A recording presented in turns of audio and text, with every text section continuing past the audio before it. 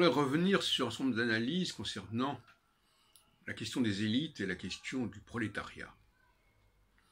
À la suite des discussions que nous avons eues dans le cadre du Café Philo, McDo, ma pensée a pu se préciser. Je voudrais vous en faire part dès maintenant. Il apparaît que toute société tend à avoir besoin d'un apport extérieur, à la fois en ce qui concerne ses élites, et à la fois en ce qui concerne ses esclaves, si on peut dire. Prenons le mot dans un sens très large, très abstrait. Ses esclaves, c'est-à-dire son prolétariat ou son sous-prolétariat, comme on voudrait, si on veut parler comme Marx. Autrement dit, il y aurait une sorte de fatalité de la part de toute société, pour son bon fonctionnement en quelque sorte, à recourir tant en ce qui concerne ce qui est tout en haut du panier, si on peut dire, que tout ce qui est en bas, à des éléments extérieurs, qui ont un profil différent du gros de la population.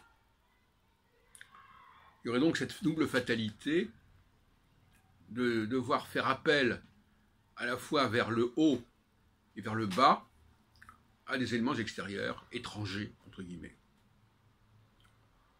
Ce qui expliquerait notamment le rôle des Juifs en France, au niveau de l'élite, et le rôle de l'immigration maghrébine notamment, mais pas seulement, pour ce qui concerne le prolétariat. Donc deux fonctions totalement différentes, mais qui relèvent de la même dynamique, à savoir de faire appel à l'étranger. Alors qu'est-ce qui empêche une société de fonctionner sans cette procédure, cette double procédure? C'est là, c'est une question sociologique tout à fait intéressante. Je crois que Marx avait dit, d'une certaine manière, quoique mes conceptions, ma connaissance de cela est assez vague, que parfois il fallait un élément, un leader extérieur pour pouvoir faire avancer les choses. Et on a des tas d'exemples dans l'histoire d'éléments extérieurs qui ont constitué des leaders, aussi bien en France qu'en Allemagne, etc.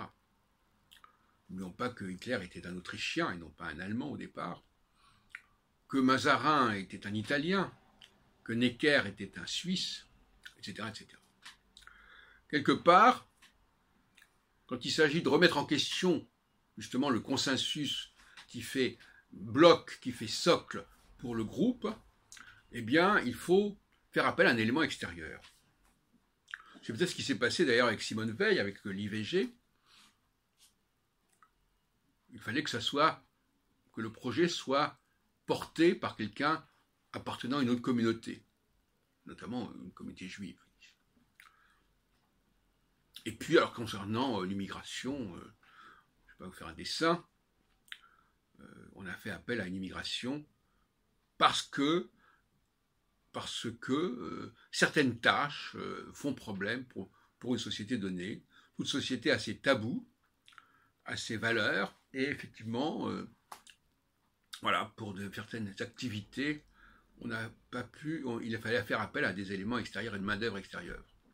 Alors il y a différentes explications, selon lesquelles ce seraient les patrons qui auraient mis en place un tel scénario, etc. Enfin, on connaît les arguments. D'ailleurs, ces arguments ont été véhiculés dans nos cafés philo McDo par les uns et les autres. Oui, tout ça, ça s'explique. De toute façon, peu importe. Le fait est là, c'est qu'il y a des choses qui sont trop basses, quelque part, trop dégradantes, et puis il y a des choses qui sont trop élevées, trop problématiques, parce que remettre en question le consensus, casser un certain nombre de valeurs, d'habitudes, de coutumes, c'est ainsi un problème, il vaut mieux le faire par quelqu'un d'autre. Bon. Donc voilà, il y a une sorte de fatalité. Je vous suggère donc, je vous soumets cette théorie qui me paraît assez intéressante et qui doivent normalement mettre fin à un certain nombre de faux débats parce que finalement c'est un dilemme. Hein. Ces sociétés ont besoin de faire appel à des éléments étrangers, et en même temps, ces éléments étrangers font problème. Alors comment peut-on... Donc il faut réaliser la nécessité de cet apport extérieur. Sinon, une société qui ne comprend pas cela, eh bien, elle va être en dysfonctionnement. Elle ne va pas pouvoir être dynamisée par une élite qui est capable effectivement de prendre du recul et la distance par rapport au socle de base. Et d'autre part, elle ne donnera pas des conditions de vie décentes, psychologiquement et matériellement, à ceux qui sont aux main-d'œuvre qui sont importés de tel et tel pays, et qui sont d'ailleurs distinctes. Ce sont des corvées, on pourrait parler de corvées, et voilà, simplement. Donc, maintenant, ces éléments étrangers sont quand même des parties intégrantes de la société dans son ensemble. On ne peut pas... voilà, il faut aussi comprendre cela, que cette étrangeté de l'élite ou du prolétariat, elle a sa légitimité, elle est même nécessaire, absolument, pour qu'une société fonctionne. Et de la même façon que dans la société juive, j'ai montré qu'il y avait des esclaves. Des esclaves qui étaient des païens, qui n'étaient pas juifs.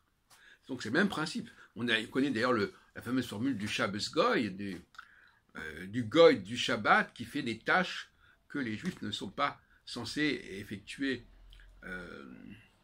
pendant le Shabbat, même si dans le commandement sur le Shabbat, on dit que les commandements d'interdiction de faire certaines choses s'appliquent également aux serviteurs. Enfin, bon. En tout cas, toute société a besoin de faire appel à certains éléments extérieurs. On connaît aussi la question du prêt à usure, du prêt sur gage, que les sociétés chrétiennes, pendant un certain temps, ne voulaient pas assumer, et elles le faisaient faire notamment par des juifs, et puis par la suite par des étrangers, des Lombards, etc. Donc le statut de l'étranger est un statut qui est clarifié de la sorte. Une société a besoin d'étrangers tout en haut et tout en bas. Voilà.